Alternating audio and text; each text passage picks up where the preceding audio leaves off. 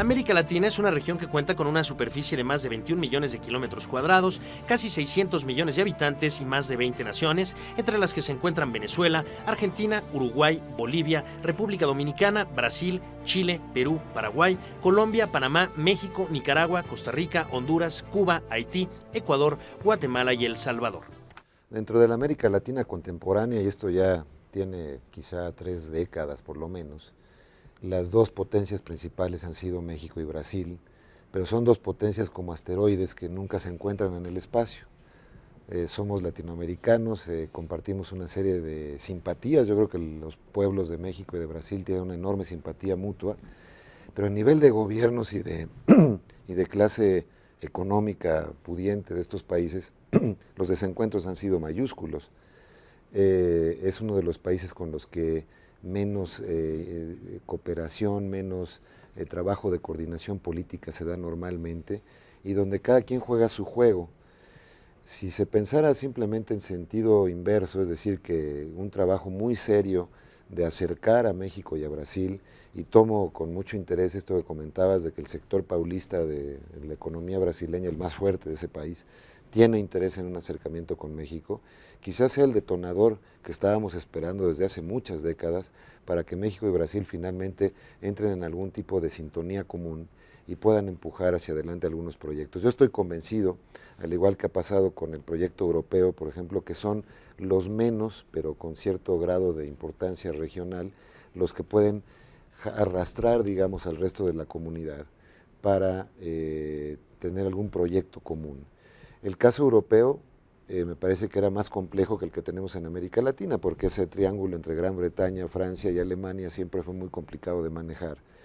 En el caso de América Latina, podría ser una especie de 2 ruedas de carreta que permitan que la región avance en cierta dirección. Y yo estoy convencido, sin menospreciar a ninguno del resto de los países de América Latina, que si estos dos países se ponen de acuerdo, seguramente se montarán en la carreta que definan México y Brasil.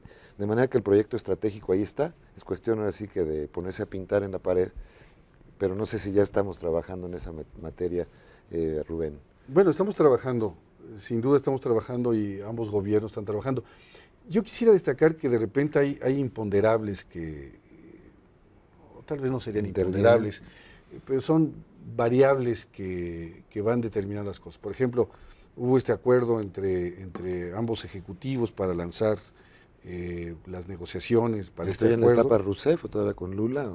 Todavía al final de Lula. Todavía Lula. Final de Lula hay este acuerdo para lanzar este proyecto de integración y sucede una cosa muy, por lo menos digna de analizar, porque es una variable independiente que detonó, que fue la tremenda oposición del sector privado, de algunas partes del sector privado mexicano de que se avanzara en ese acuerdo. Lo estamos viviendo ahora con el Perú. O sea, las discusiones ni siquiera arrancaron por este rechazo. Las discusiones conceptuales sí, pero ya las negociaciones no entraron por este rechazo a entrarle a una negociación con el Brasil. Es interesante ver cómo estas medidas neoproteccionistas surgen, son cíclicas, ocurren de vez en cuando, y no son exclusivas del sector privado.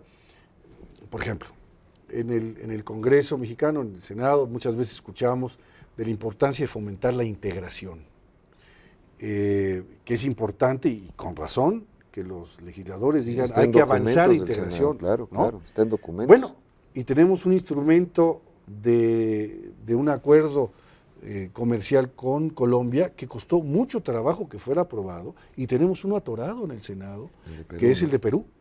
Y cuando uno analiza las bondades que traería el acuerdo con el Perú, con preferencias para más de 12,000 productos. Y donde México es un inversionista muy fuerte.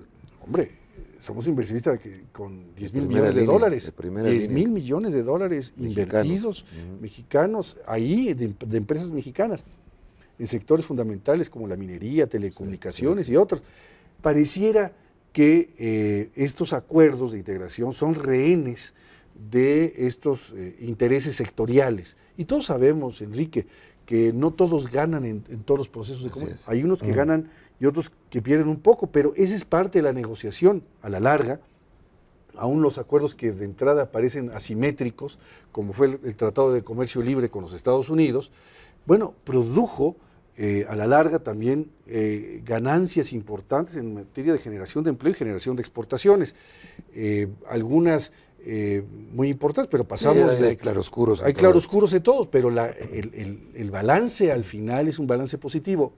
Todo esto lo resalto porque con el Brasil sin duda sería un esquema así de importante, un esquema donde habría sectores... Pero yo quería ir más allá en esta discusión porque me parece importantísimo desde luego el tema comercial, porque son las dos grandes Pero potencias. te lo estoy tomando porque es la puerta de entrada, la plataforma a un esquema de cooperación mucho más amplio, donde entre la innovación tecnológica, donde hable de desarrollo conjunto de sectores estratégicos para ambos países. Pero cuando hablo de sectores no me refiero nada más a la parte industrial, me refiero ya a una cuestión mucho más amplia, donde la clase política de ambos países se convenza de que la fórmula ganadora no es una fórmula ganadora de cada quien va por su lado, la fórmula ganadora es vamos juntos, por lo menos en la definición de 3 o 4 temas. Peor aún se ha visto como suma cero.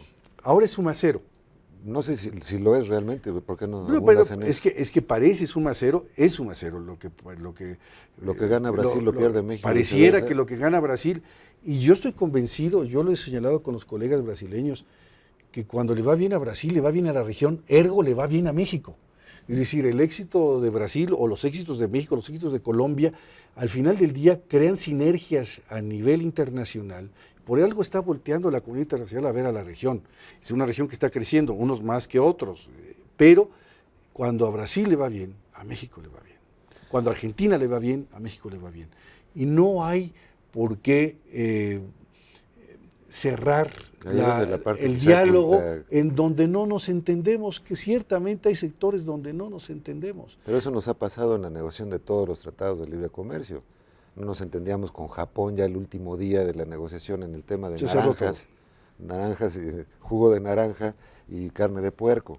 Y ya habíamos negociado óptica, cuestiones tecnológicas, en fin. Vamos a hacer un pequeño corte y regresamos con el último segmento para tratar de ir cerrando este tema que yo creo que es incerrable. En unos minutos regresamos.